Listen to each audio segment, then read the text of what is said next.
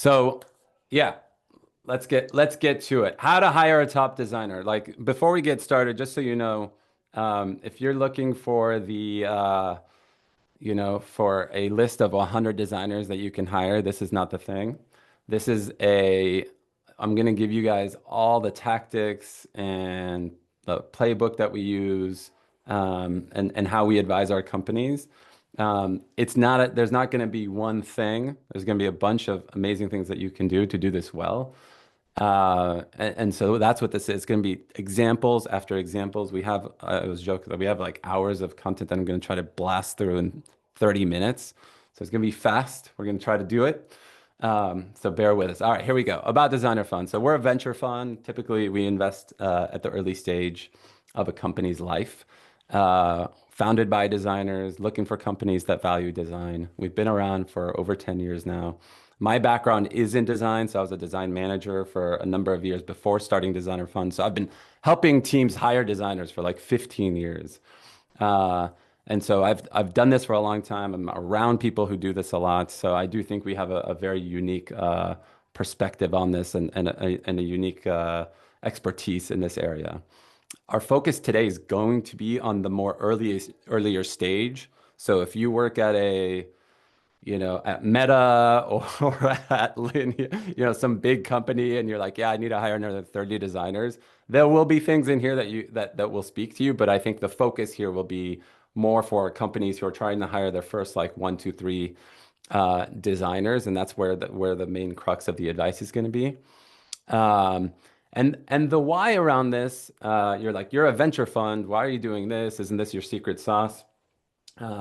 We got started because we wanted to see more companies that value design succeed. And we know that we're only going to be able to invest in a small percentage of the companies that we interact with. And so for us, if we can help more companies who value design get great designers, and if we can help great designers to work at companies who value design, that's a huge win, right? So that's kind of the why we care about this. And I do think more and more companies are valuing design these days early. And so I do think this is a very unique moment in time, and we'll talk a little bit about that. More note taker. There's all the AIs are trying to join You guys, don't send us your AI note takers, y'all. You got to come in here as a human. All right. So if you're like a design manager, if you're a designer, and you've been on Twitter or LinkedIn the last, I don't know, few months, you've probably seen a bunch of posts about this. It does seem like everyone is talking about design. Everyone's like, how do we do this well? What's going on here? This is crazy. It's never been harder to hire designers. And it is interesting. It's at a time where a lot of jobs in tech, people are not hiring for them. So it's kind of this weird thing, like what is happening? Why is design hiring crazy? Whereas a lot of other tech roles are really struggling to be hired for it. So the present moment that we live in, this is our diagnosis of the why. One is you have these big companies like Meta and OpenAI and Anthropic and all these folks who have a huge amount of money, and they are more than happy to give big salaries and big equity packages to known name designers that have the background of 10, 12 years of building great products, and they can garner hundreds of thousands of dollars in salary. So there's a lot of people trying to hire those. Yeah, no name, exactly. A lot of people trying to hire those folks, right? At the same time, because of some of the new tooling, the expectation of a founding designer now is much higher. So for example, like prototyping used to be kind of a nice to have. But now, if you're a founding designer and you can't use some of these new AI prototyping tools to prototype, most startups are just like, why would I bring you on, right? So like the expectation of an early stage designer is higher. So you have the best people being given tons of money thrown at them, and they're going to these big companies. Expectations of a founding designer rises, so the people who can't meet that all of a sudden now no longer are being looked at. And so the talent pool of folks that startups are looking at shrinks. And then design is seen as a bottleneck because engineering has sped up, right? So these new tools are helping engineers move way faster.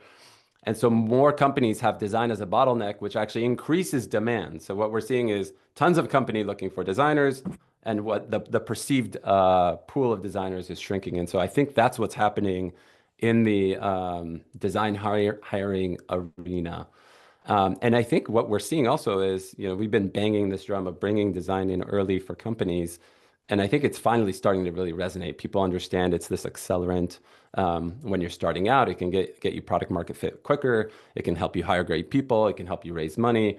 And then the data, for those of you that are subscribers of Lenny Rachitsky's newsletter, he even has the data. He says, hey, 40% of breakout companies, a designer is one of the first three hires. So the best founders get this, and more folks are going after it. And yet, um, this tweet by TK Kong, I thought really captures it. So everyone's like, yeah, we value design. Yeah, we want designers, but we're not actually going to pay you as much as engineers. And if you can engineer also, that's also great. But we're not going to pay you more for that, right? So it's like, it's kind of this thing where it's like fewer designers, expectation is rising amongst the companies, and they're actually not willing uh, to pay you or to put you in a position of power commensurate with your abilities, right? So it's just this huge disconnect. So this is one of the things we want to fix is that in this conversation. So we see a lot of founders making these mistakes. It's like you chase, the 10 designers that everyone's chasing.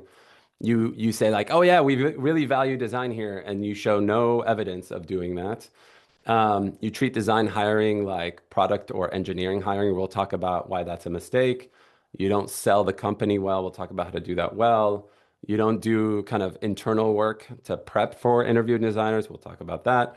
And then waiting too long. There's plenty of examples of company that come to us and they say, hey, we're really struggling to hire a designer.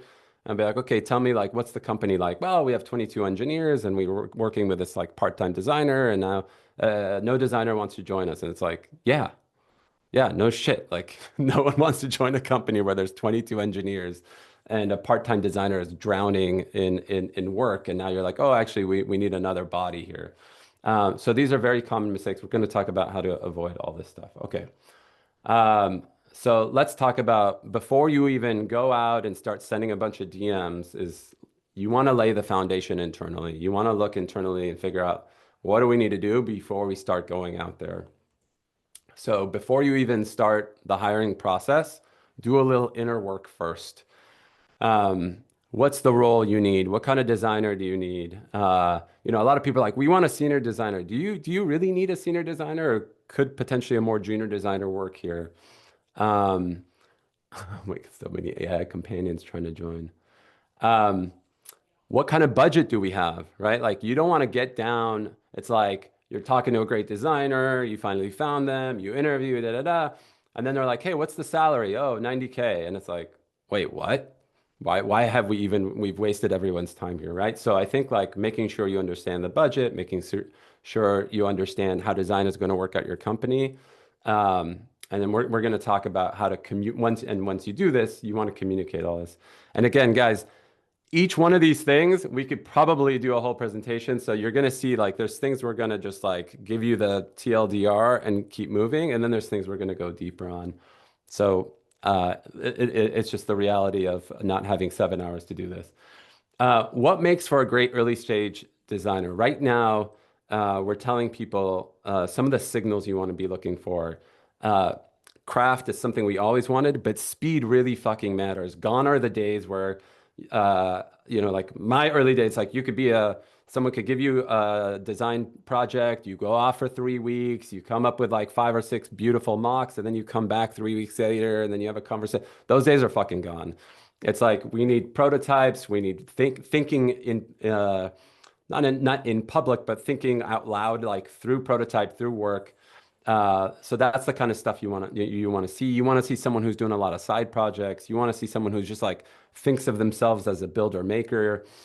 You want to see some breadth, ideally. So someone that's just not like only does like in-depth dashboards or only does like consumer social. Ideally, you want someone that has some versatility because at an early stage startup, like you might want to do some internal tools, you might want to do some product work. Like you're gonna need ideally someone that has a little bit of breadth and is willing to be more broader in their design work. And then should designers code? Yes, but I would say like you, especially with the tools that we have today, you want someone that's just not like scared of code, right? So it's like, hey, I don't code, but like I get in there, I understand, like I'm happy to be in these tools. I'm happy to play with cursor. I'm happy to play with some of these tools. I'm not afraid of them. And so you want that. You don't want someone who's just like, yo, I'm not an engineer, so I don't touch it, I don't look at it, right? So we call it like technical fluency. There's other names for it. But that's what you're looking for. And then the thing to really understand is like designers are, you know, they're probably like more, they're closer to like artists in many ways in terms of like motivation. And so what does that mean? It means like it really matters for them the mission of the company. It really matters for them the people they're going to work with and what are they going to work on. And then the other thing that I think if you're a tech company and you're an engineer, engineers know that engineering is valued at tech companies. It's like a given, right? It's almost just like table stakes. It's not the case for design. It's still not the case. And so I think a lot of designers are kind of looking to see, does this company value design? Do they have a bar for quality? And they're looking for those signals. So we'll talk about how to make sure that you're putting those signals out there into the world. Um, this was a quote from Kevin about how to think about that. So in terms of attracting early designers, um, there's a bunch of things that you can do before you hire to ensure that designers look at your company and say, yes, design is valued here. They get it. I'm not just going to be some like resource in a Slack channel.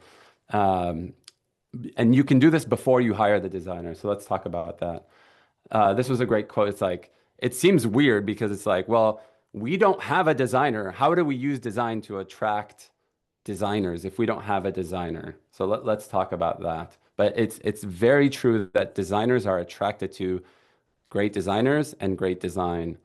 And the more that you can do that, the easier it's going to be for you to bring on a great designer. So there's a whole ecosystem, but you know, it's like you're like, well, either a lot of founders basically see it as like this 0 to 1. It's like either I have nothing or I have a designer on the team. But there's actually this entire ecosystem, and it's quite growing of agencies, of freelancers, of fractional designers, which is a growing thing. I know some folks are starting to be, which is like fractional designers are more seasoned designers that go deeper with fewer companies, usually for a few months. Design advisors, you can put those folks on the cap table. Designer investors, like we are, and even like there's a lot of there even could be like design talent on your team, like a front end engineer that you could take advantage of to put a design foot forward. And the more that you can do this, the more that you can signal to designers that we invest in design, we put money and time and energy behind design, the more likely you are to be able to hire a designer. So what are some of the key touch points? The first is like marketing site. There's just so many good tools right now. There's so many great freelancers who use these tools effectively and do it quickly. There is no excuse right now for having a shitty marketing site. There just isn't. It used to be a very strong signal if someone had a really good marketing site that like they really value design. Now it's more like if they don't have one, it's a very clear signal that they don't because it just doesn't take that much of a lift to do something good. So that's like step one is like build a marketing site that shows that you care, that you value design. I think not doing this is already going to put you at a big disadvantage. And we heard a lot about this. We've even seen there was someone that mentioned like once they redid their marketing site, they like 10x the number of like responses they got. Social proof.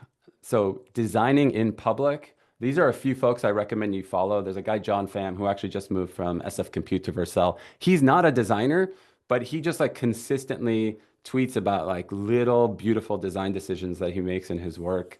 Joe Bell at Operate does the same thing. Riley, not at Operate. We can fix that. But these are people that are just like designing in public and they're just making their work, they're putting their work out there. And the more that you guys can do that about your companies and show that you care, the more it's going to signal to designers that, hey, this is nice doing it live. Good stuff. The more that you can signal to folks like design is valued here. This is how we make product decisions. And it also creates all these artifacts where as you're talking to designers and they have questions about how design works, you can just send them to someone's Twitter account and be like, look, you can see how we work. You can just look at it right here. Visual artifacts. Again, it's like there are so many tools to create these quickly. It's just a matter of caring, right? So you have a job description, you have a JD, and you're like, "Hey, we're hiring a designer," link, right? That's like what 9 out of 10 companies do these days. 1 out of 10 do something like this. Hey, we are hiring a designer. Here's how we think about it. Air did this like really funny like inside joke, right, with Papyrus. That's the kind of stuff that, or make really good designs at Rainbow. So that's the kind of, it just doesn't, it's like, it's easier to do than ever. And so not doing it it's just another example of like not caring enough. And designers are looking at all these signals consistently. So we just said it's like, do that work, dot the I's, cross the T's. And the more that you can do that, the easier it's going to be to attract those folks. Writing a great JD. So back in the day, we used to run this program called Bridge to help companies hire designers. And we constantly interview designers like, what's the thing that you care about the most? And the two things we heard consistently are, who am I going to work with? What am I going to work on? And when you look at JDs that most startups have, I would say 99 out of 100, they do not showcase you as a designer are going to work with this team. You as a designer are going to work on these projects. If you do that, you are going to be in a tier all to yourself. We're going to show you some JDs that, and then there's also sorts of other stuff, how design works here, showing design details and how they matter.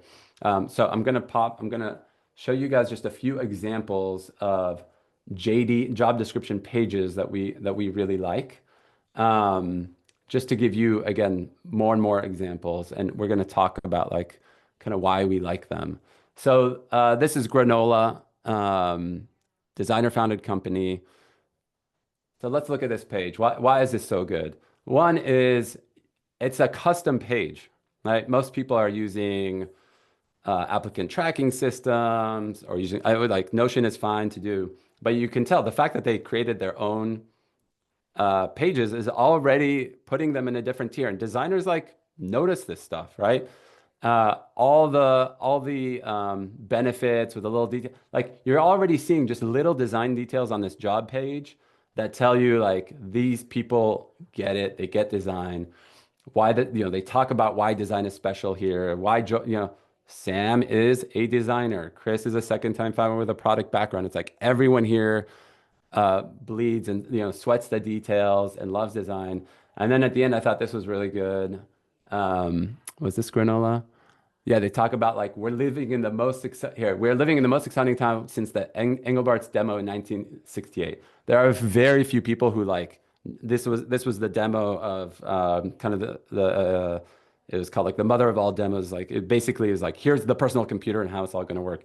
These guys are students of history, right? And if you're a designer and student of history, it gives a really strong signal that these guys care about that stuff. This is another company called Quanta. They're one of ours.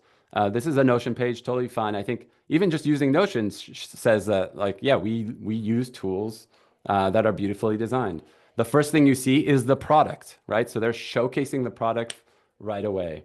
You scroll down, we're a tight-knit team of 14 working fully in person. So like, here are the people, they work together. If you are someone that wants to work with humans in a space, come work with us. We've worked at companies that value design, like Stripe and Robinhood. We have a whole section about like why we think design is important here, how we cultivate design. And oh, by the way, we're also backed by Designer Fund and they offer their support, right? So the more that you guys can so show social proof, the more that you can talk about how design is thought about and cared for at your company, the more that you can give those signals, the better off you'll be. And then down here is like, some of the standard stuff. We thought this was a great example, Nabi Health. This is also a designer founded company. Really good use of like the personal story. So they're a product focused on helping with eating disorders. The founder had this as a personal journey. There are plenty of designers that are probably either know someone who've gone through this or are going through this themselves. So the other thing is like speaking to that mission. If you can speak to that mission, someone will probably, who's great, will probably take a pay cut even to join a company where that mission just feels really, really important to them. And it's very clear like that here's the product. What are you going to work on? This is what the product looks like. This is how this mobile app works. So, and we lead with design and it shows, right? And then the last example is I just thought this was like incredible copywriting. Like you don't see this as a typical job description, right? It's so, look at this. I'm Amit. This was a really hard job listing to write. I put it off for a week. You're already like enthralled, and all he's done is writing, right? I didn't want our designer to leave. Like we're good friends. It's just like it's an incredible a job of storytelling and what we do here, what we care about. There's videos. So again, it's so unique. You send this to a designer, and if it resonates, it's going to resonate really, really strongly with that designer. And then the last thing we really like is when companies actually create their own design at pay. This is yet another level. This usually happens probably when the company's a little bit bigger, 20, 25, 30 people. But the really design forward companies do this much earlier than others. So it's how do we think about design? Why is design important here? Who are the designers? This is like undeniable proof that this company just like gets design, values design, thinks it's important enough to create a bespoke page around it. And I'm sure they send this to every single person that they look to hire. So those are just a few examples to give you guys a sense of what are the most design forward companies doing as far as job descriptions. And also, just so you guys know, we're going to send this deck out to folks on this call after the fact. So you'll have all these things. So, all right. How are we doing on time? 11:30. Oh my God. Okay. Where to find great designers? Where the hell are all these people? Yeah, we'll include the deck you get is not going to be exactly this. So where are they? So one of the things we tell people, of course, like exhaust your network, reach out to folks, DMs, all that good stuff. But do this in a systematic way, right? Don't just like sit in front of LinkedIn and send five messages on Tuesday, then Thursday do another. Think systematically about how you want to do this. Have the spreadsheet, have the status, have referrals and who referred you, all that good stuff. Like really look at it as a sales process. The other thing we really recommend is if you're a founder, is lead by example and make it and get the team involved. One of the most effective things that we've seen is this idea of like a source-a-thon, which is basically you get team members in a room for an hour, bring food, whatever it is, music, and you say, look, each of us is going to find 8 to 10 designers in an hour. And if you have 8 to 10 people in that room, you're going to come out with 100 leads as a founder. And if the founder does this, it's basically going to show everyone like this matters, we care about this. And you do this once a month. And I mean, 100 leads is incredible. So get the team involved. And as a founder, you need to put ass in seat and put time against it. You can't just delegate this to a recruiter. You can't just delegate this to a team member. You need to make it a primary goal. Designers in the wild. So we recommend Twitter/X is one space, but Instagram has them, LinkedIn has them. And just spending time in these spaces and looking for people who highlight great folks, who follow great folks, who are posting work. And spending time in those communities is a good way to find great designers. Framer, Webflow, and Figma all have like experts and you know, people that they showcase. So doing that, and then there's a couple of design influencers, design. I don't know what. Yeah, I don't love the design influencer term. A guy named Michael Rittering who has a podcast. Tommy who they just showcase great design consistently, and if you follow them, you'll just see um, people pop up. And you know, I'll show you an example of like a designer that today on Twitter, it was just like, hey, here's a portfolio, and it was a portfolio of a designer that popped up because this is part of by rhythm is just looking and find and trying to find those things, and these algorithms are good at showcasing this stuff. Uh, Reaching out to folks on LinkedIn and Twitter is helpful. And again, like when you reach out, it's not just like, hey, my name is Tim. I have a cool new startup. Like, do you know a designer I can work with? You want to be asking for advice. Like, we're looking to bring, you know, we're looking to build great design at this company. Can I show you a marketing site I'm working on and get your feedback? Can I show you three designers that I'm talking to and get your feedback on them? So basically, engage people with advice, engage people with feedback, and for folks who are excited to engage, they might say like, well, actually, oh, if this is the kind of designer you're looking for, maybe I could be a fit here, right? So don't always just be hitting people, um, you know, to extract value directly for a hire. Like basically build the relationship, get their advice, and see if that transitions into an actual, you know, interest from that person. So that's kind of how to think about DMs. Uh, Chris Andrews, who's one of the best design recruiters, he's at Notion now. This is kind of like he told us this is the cadence of the things that he does. He's just on Twitter, he's commenting on things, he's retweeting great work that he sees. So he's just immersing himself in this stuff. There's also a lot of like non-obvious. Again, we talked about how people are all focused on like 10 to 15-year experience, worked at like Facebook, Google, Twitter, whatever. There's a bunch of non-obvious talent pools. So one is like junior designers. I'm going to show you a few of them that we love. So these are, you know, how do you find them? It's like folks that came from great design programs. It's people that younger designers are responding to or showcasing.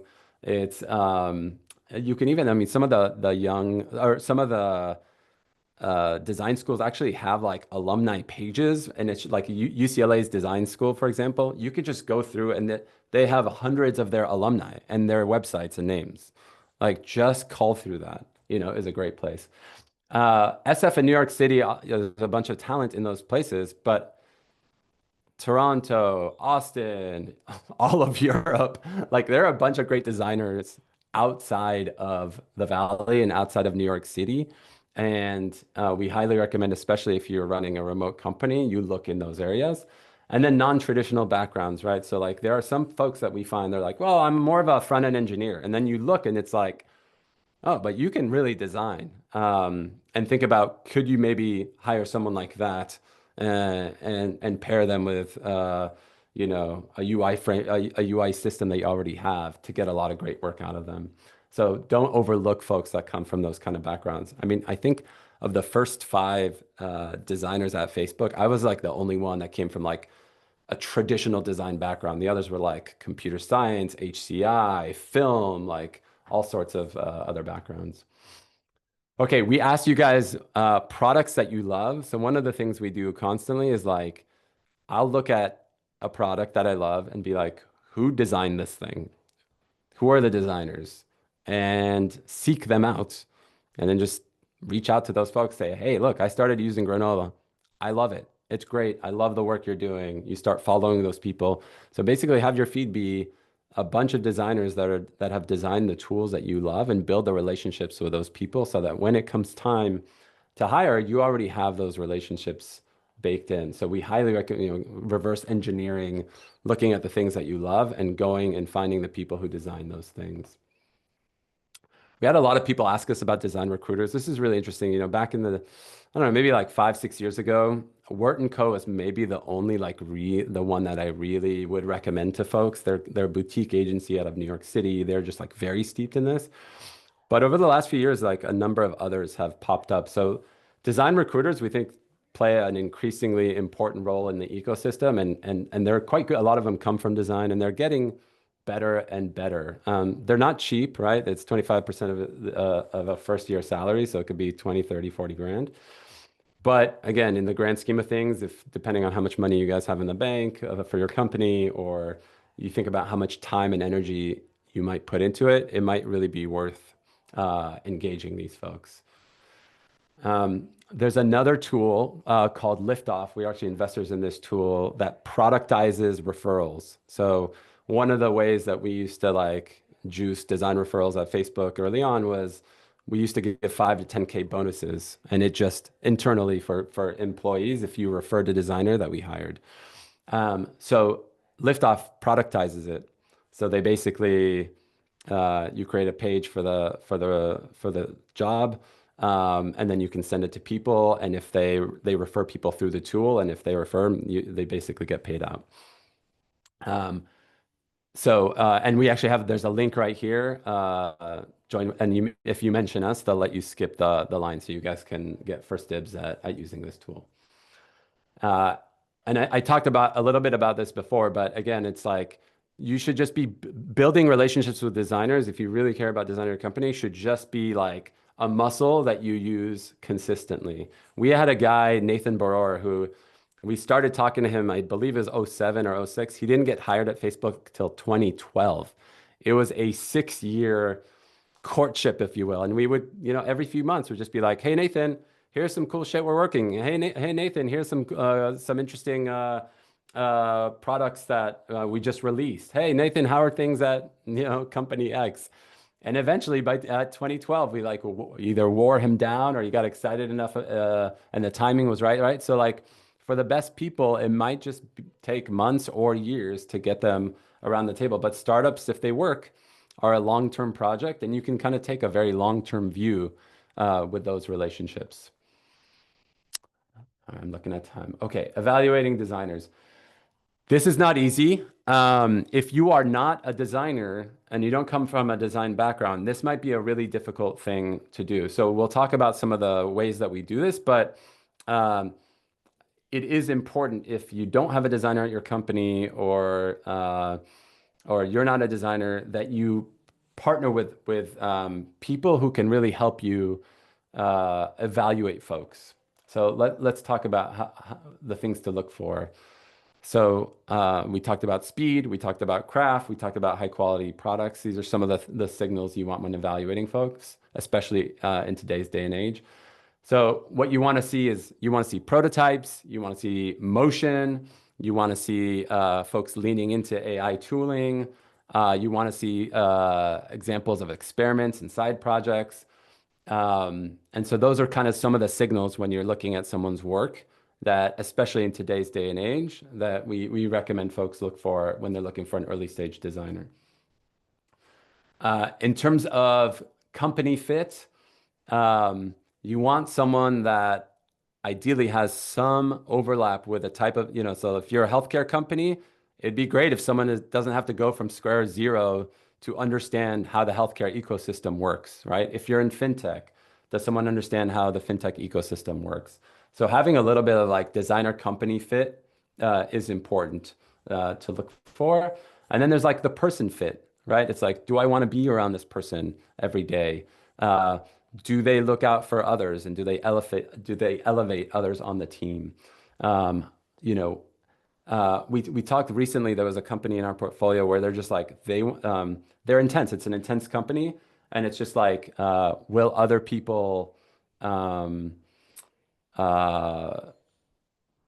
will other people that we get have the same level of intensity as this person? Do they have the same intensity as people on our team?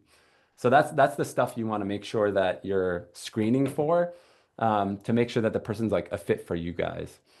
And then these are some of the things for evaluating portfolios. Let me actually share some portfolios that we found that we thought do a good example of the type of work that we want to see let me see if this is the, let's see, is this the right thing? Yeah. Okay, cool. So this was the designer that actually like Twitter's like, hey, here's this person who just posted their, her name is Rachel Mursky. I thought this was beautiful. So again, it's like, this looks like stop motion. Could it be AI? Probably. Even in AI, this would have taken a long time. So it's like she's playful. You can see like this is such a nice detail. This little let's chat. You copy the email. So instead of actually popping up an email thing, you click it and it's just in your dash. So I'm looking for like little interaction details that this person thought through, that show me that they understand product design, right? Nice little hover effect. You can see even just like the prototype, like the screenshots are actually like a lot of them have motion to them, which is great. The hover effects are really, really beautiful. The stuff that she's worked on. So we're going to go into here. Really beautiful showcasing of the product, what she does on them, right? So if I was trying to hire someone and I saw Rachel, I was like, so Rachel, but it looks like Rachel, what she does is she's a freelancer, right? Great. I reach out to Rachel, love your work. We're looking to build a great design team here at Benco. We have a project we'd love your help with. If she's busy, maybe she refers us to another freelancer. Maybe she's like, hey, you know what? I'm busy, but like, are you guys hiring? Yeah, we're also hiring at the same time. Great. I know someone who would be looking to be perfect for this, right? So that's the kind of stuff you're looking to be doing. Flo is another young engineer. She was at Vercel before. Now she's at a new company that's like a AI spreadsheets company.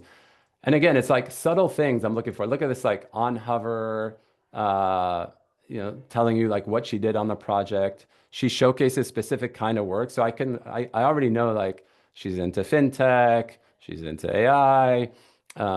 She's the kind of work that she does is both websites and products. She gets typography, right? So even just by, and she's not linking to case studies. She's linking to like the actual live work, which also we love, right? So it's like this isn't just student work. This is actually like work that you can touch and feel and play with if you want. And then the other designer, her name is Rachel Chen. By the way, and Rachel, I don't know. We were joking about like cracked new grads, and she's like, "Wait, Rachel graduates in 2026." I think she's in business school. So, but again, these are like, uh, they're not like not super seasoned. They're just really good.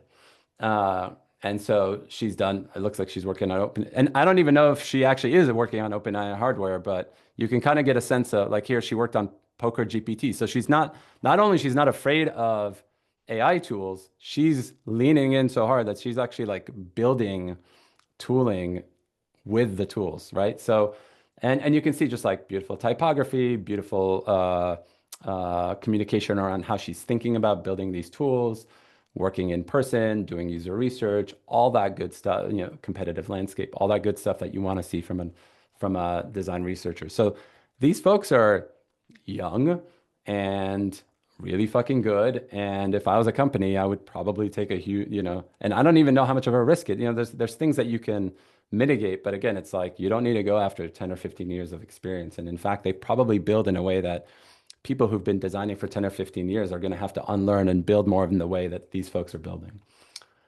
All right, so those are some examples. Da, da, da. All right, back to the deck. How are we doing? 11:45. Okay. You're doing great, Ben. Keep Yeah. going. By the Killing end of it. this, I'm just going to collapse. Okay, running an effective hiring loop. There's a bunch of different ways to do this well, but the TLDR on this is like, know what the fuck you're doing, right? Optimize for speed. Be transparent about the process. Don't do two, three, five. Hey, we're gonna bring you back for another loop with like a bunch of PMs. Hey, now we're gonna bring you back for a fourth loop with. It's like be transparent about the process. Get the information you need up front. Know what you're trying to assess in each interview, and then make a call. Work trials we think are like, we've gotten a lot of questions about like exercises and work trials. I think if you don't have conviction, you don't quite know, especially if it's from both sides, doing a 2 week trial or 2 week project or a 1 month project is a great way to just like suss out, do we work together well? Do you have the skills? Like, do you have the speed? All that good stuff. So and so there's a bunch of ways to expand or contract this stuff, but speed really matters, conviction matters, communicating through every touch point that you are thoughtful and you care about this stuff matters. We used to get, there used to be times where we just like left someone waiting in a room for 15 minutes before someone would come into the interview loop, and stuff like that alone could leave a bad taste in someone's mouth. So this is not just for designers, but I think if you're a design forward company, you're thinking about how to design a beautiful process, and designers are just very acutely aware of this stuff. So they're just going to see those signals much more crisply than other types of candidates. Roy Bahat, who's kind of a mentor of mine, one of the things he says is like get references early, which I think is a really like if you find a designer, find people who they've worked with right off the bat before you even phone screen them, and just be like, "Yo, I find this designer. I saw they worked with you. Do you love them? Are they awesome? What would you?" And if you get great recommendations, like just go. So like references super early in the process can be a really effective way of giving you a sense of how aggressive or even just someone to like, we had one reference once where someone was like, "Oh yeah, they're a great designer, but they're absolutely toxic. Like the most like, do not touch them with a 100-foot pole. Everyone who works with them, like basically, we had people who wanted to quit working with this person, and it's like, great, you just saved me a bunch of work." All right, closing designers. So like once you've gone through, you've communicated why your company values design, you've vetted through people, you've done the phone screen. Now you have someone you love, run through the finish line, right? Like, um, close them in the same thoughtful, careful way that you've done the entire process. So continue to communicate with them about why design is like. So when I was given a designer offer in September at Facebook, and I didn't join till February of the following year. It was like 4 months of closing. And the way they closed me was just like Mark would just call every 2 weeks and just be like, "Hey, what's up? Like, we have this new product. I'd love to get your thoughts on this." And so this was like offers on the table. But it's still like I needed more to get me over the hump. And so they just understood it's like this is the process. It's not just like you give them a thing and they sign. Sometimes you have to continue the work. Um, Making sure they understand that you're paying folks the same amount as you're paying engineers, right? Like we value design, and making sure you're explaining the bands and the expectations and why their offer is what it is. We have designers who basically say, "Hey, when I get an offer, I look at what are the engineers making, and if it's not the same, I'm walking." Right? So that's like imagine getting to that stage and you put an offer, and the person that you found, the person that you're like, this person's going to take our product and company to that next phase, and you give them an offer that's 30% lower than the engineers, and they fucking walk on you. Like we want to avoid that, right? So you want to understand the signals that you're putting out there during the closing process. Um, and then there's all sorts of other stuff that you can do once you give them the offer, have investors call, send them, like we used to call it love bombing. How do we have like the entire team just be like, "Dude, we heard we gave you an offer. So excited, happy to grab lunch. Let me know like if I can help with, I mean, we used to do like, help people find places to live, help people find like all sorts of things. But it's just like, let them know that they are wanted and that it's going to be an incredible experience when they join. All right, last thoughts. If you're a designer on this call and you're like, "Okay, how do I get a job in this market?" We showed you some of the types of portfolios that work. So I think it's like if you're a designer, showcase both craft, but your breadth. Make sure that you have fluency with a lot of these AI tools. Um, Make sure that your portfolio is showing a bunch of prototypes, that your portfolio shows measurable results on the business. Ask for feedback, right? So ask people to give you feedback on your portfolio and just like iterate and iterate and iterate on it.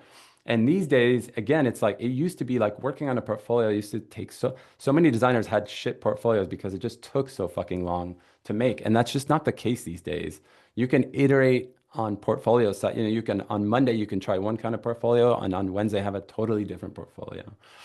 And then the last thing we say, if you have an offer and you feel like it's good, but it's missing XYZ, like just be clear. It's like, hey, look, I will sign if you move up on equity. I will sign if you help me for relocation bonus. So like just negotiate with clarity. And there's a whole thing around negotiation. Again, we're not going to get into this, but just know that this is part of the flow.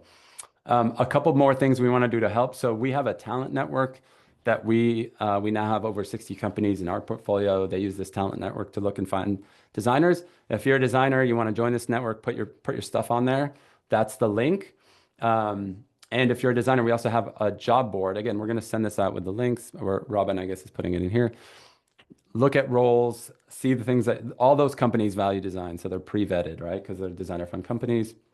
And if there are design roles that you love, like those are the ones that you should apply to. And then this is an experiment we're going to try is this classifieds thing in the Figma file. So we're going to send out this Figma presentation, and we have in slide, I don't know what number it's going to be, but towards the end, we're going to have one side where if you're open to work, just put your stuff in there, and founders and companies that are hiring, put your stuff on the other side, just comment on it. And you can just like, it'll just be a thing. It's a little bit of an experiment. And we'll see what happens. But another idea of way to connect companies and founders, and we'll do some like heavy lifting and share some of the best ones of people that post in here, or share some of the companies that do it. So if you put yourself in there, maybe we'll actually try to highlight you in our newsletter, or whatever. We'll come up with some fun ways to give you extra juice. 11:52. Phew. All right, Good that's it, y'all. job. Woo. Also wanted to give a quick shout out to all the people we talked to over the last few weeks who generously gave their advice and tips and quotes. So thank you so much for everybody, and to our amazing designer, Lindsay, for creating such a beautiful deck. But we will be sharing the recording out, the deck, a bunch of other resources to help you. And we want to keep this conversation going. There's, design hiring is changing all the time, and there's so many more resources and shifts. So we want to keep that going. We'll share out more resources, so look out for that. Yeah. And as you guys are doing this, if you guys, if you're like, hey, we have a new marketing page, like hit us up on, we're on LinkedIn, we're on Twitter, on all these like hit us up, and we want to be showcasing and highlighting folks. We want to be seeing the best examples of this stuff. So the more you do that, the more we'll try to highlight you guys. Ben, I also wanted to quickly shout out this story that Flo shared in the comments. So Flo recently joined a company called Paradigm as their founding designer. And she's saying that the founder, Anna, got every team member, her mom, her friends, and her investors to handwrite individual letters to Flo as part of the closing. So that just goes to show how much effort it goes into bringing people on, convincing them to join, and helping them believe like, man, I really believe in you. I want you to help shape and invent this company, and here's what I'm willing to do to get there. So I love that small example. But if you have any more examples, links, stories, we are all ears. Share them with us, please. And I think so many folks just do the basic work that anything you do above and beyond, it just like is going to stand out, So like that kind of stuff, it's just like it just seals the deal with folks. And in this kind of market, like just take the time and care and just do it. For real. All right, y'all. Thank you so much. Appreciate everyone coming. Hope this was helpful. You have, you have the tactics now. We'll send this out, and yeah, good luck out there. Thanks, everybody. Bye, y'all.